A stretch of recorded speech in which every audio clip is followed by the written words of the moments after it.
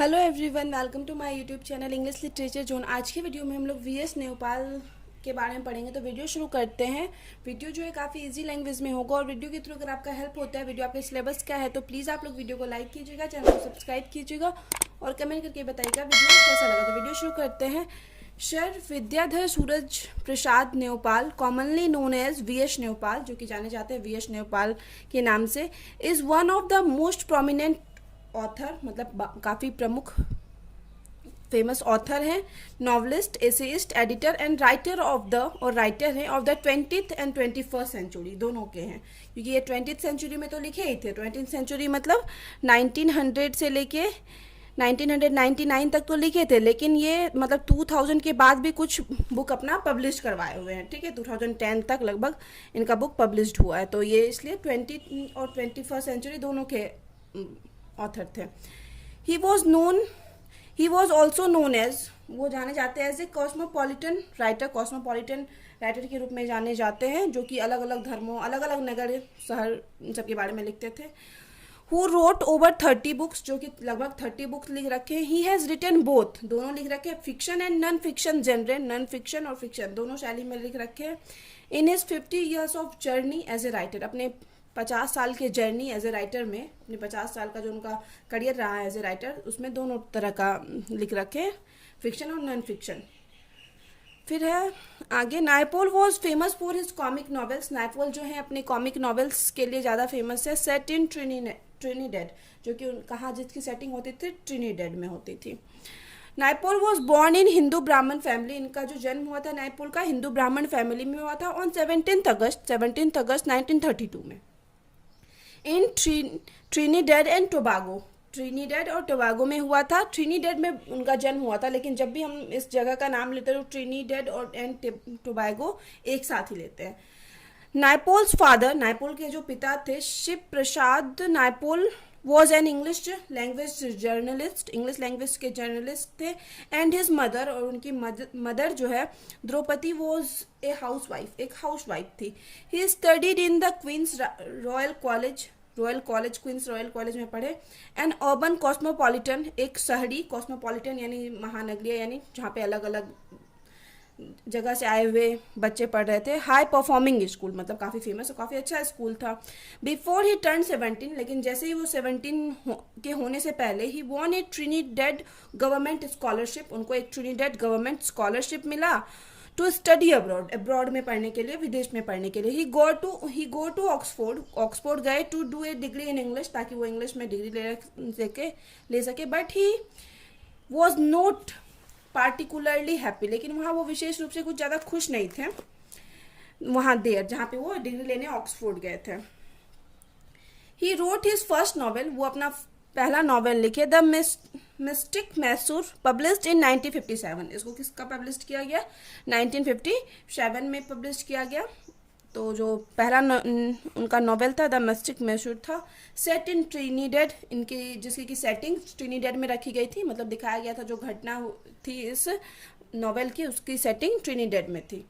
फिर आगे, it was written on dowry system, यह जो हम लोग का मतलब वीएस न्योपाल का फर्स्ट नॉवेल था वो डाउरी सिस्टम पे लिखा हुआ था, दहेज प्रथा। हिज सेकेंड कॉमिक नॉवेल, और उनका जो सेकेंड कॉमिक नॉवेल था, is the suffrage of Elvira था। फिर he also worked as an editor, एक एडिटर के रूप में, संपादक के रूप में भी कार्य किए हैं, और राइटर विद बीबीसी लंदन यानी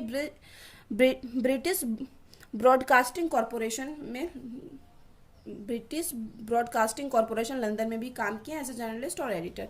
ही सम अदर लिटरेरी वर्क्स, उनका जो कुछ दूसरा अदर लिटरेरी वर्क्स है, ड्यू टू विच, जिनके वजह से he got a lot of fame, जिनकी वजह से उनको ढेर सारा प्रसिद्धि मिला, in all over the world, पूरे वर्ल्ड में प्रसिद्धि मिला। सच एज, जैसे कि हाउस फॉर मिस्टर विश्वास, जिसके पे हम ऑलरेडी वीडियो अपलोड कर रखे हैं।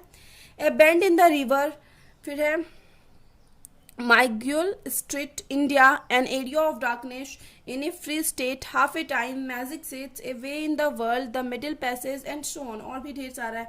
Among these, और इनमें से a house for Mr. विश्वास, a house for Mr. विश्वास, published in 1961, इसको 1961 में पब्लिश किया गया था. Significant as Naipaul's first work, जिसको कि माना जाता है नाइपोल का first work to achieve acclaim world wide, जिसको कि पूरे वर्ल्ड में प्रसिद्धि मिले. ठीक है, इससे पहले भी बुक पब्लिश किए, लेकिन जो है ए हाउस फॉर मिस्टर विश्वास को जो है सबसे ज्यादा प्रसिद्धि मिली, वो भी पूरे वर्ल्ड में. This novel centres on Mohan विश्वास, ये नॉवेल जो है मोहन विश्वास पे केंद्रित है. एंड इंडो ट्रिनिडेडियन, एक इंडो ट्रिनिडेडियन है, मतलब नॉर्मली जो वी.एस. न्योपाल जो भी नॉवेल स्टोरी लिखते थे सबकी सेटिंग ट्रिनिडेड में ही रखते थे, जहाँ की उनका जन्म हुआ था, तो इसका भी सेटिंग वहीं रखा गया. इसमें किसकी कहानी है? मोहन विश्वास की. Who has spent his life, जो कि अपना लाइफ स्पेंड करता है striving for success, सक्सेस के प्रयास में, मतलब हमेशा सक्सेस के लिए प्रयास करते हुए अपना पूरा लाइफ स्पेंड कर देता है. The theme of this novel is family, इस नॉवेल का जो थीम है फैमिली, परिवार, पोवर्टी, गरीबी, द स्ट्रगल फॉर डिग्निटी, प्रतिष्ठा, मान सम्मान के लिए struggle, and independence, as well as the impact of colonialism का, उपनिवेशवाद का इम्पैक्ट दिखाता है on the economic and cultures of developing countries, और पे क्या दिखाता है? कॉलोनियलिज्म का इफेक्ट दिखाता है इकोनॉमिक्स और कल्चर डेवलपिंग कंट्रीज पे. ठीक है, अकॉर्डिंग टू द ऑथर के अनुसार, पैट्रिक फ्रेंच एक ऑथर है. ए हाउस फॉर मिस्टर विश्वास इज यूनिवर्सल, ये एक यूनिवर्सल है, in the way that the work of Dickens और टॉलस्टॉय इज यूनिवर्सल. वैसे ही यूनिवर्सल, जैसे डिकेंस और टॉलस्टॉय जो है उनका वर्क जैसे यूनिवर्सल है, सारे लोग पढ़ते हैं उसके बारे में, उसी तरह जो ए हाउस फॉर मिस्टर विश्वास वी.एस. न्योपाल का बुक है उसको भी उतनी ही प्रसिद्धि में जितना कि डिकेंस और टॉलस्टॉय के वर्क को मिलती है. फिर आगे, बिफोर डाइंग, मरने से पहले, he read and discuss Lord Tennyson's poem, वह रीड मतलब पढ़ रहे थे और डिस्कस कर रहे थे लॉर्ड टेनिसन के पोएम क्रॉसिंग द बार को, with those at his bed side, जो कि उनके बेड, मतलब जो भी उनकी डेथ होने वाला था तो उनके बेड के साइड में जो भी था उसे डिस्कस कर रहे थे. Naipaul dead at his home, Naipaul की जो मृत्यु हुई उनके घर में हुई, इन लंदन ऑन 11 अगस्त 2018 में मृत्यु हुई. 10 इस प्रकार V S. Naipaul contribution in English literature, V S. Naipaul का जो कंट्रीब्यूशन था इंग्लिश लिटरेचर में इज नोटवर्दी, काफ़ी नोटवर्दी, महत्वपूर्ण है. We must appreciate their work, हम लोग को उनके वर्क को अप्रिशिएट करना चाहिए. And his contribution in English literature, उनका जो इंग्लिश लिटरेचर को लेकर कंट्रीब्यूशन, उनका योगदान रहा है इंग्लिश लिटरेचर में, उनके कंट्रीब्यूशन, योगदान को भी अप्रिशिएट करना चाहिए. तो यहाँ पे वीडियो खत्म होता है. वीडियो अगर आपके लिए हेल्पफुल है तो प्लीज़ वीडियो को लाइक करना, चैनल को सब्सक्राइब करना और कमेंट करके बताना वीडियो को कैसा लगा. मिलते हैं नेक्स्ट वीडियो में नेक्स्ट टॉपिक के साथ.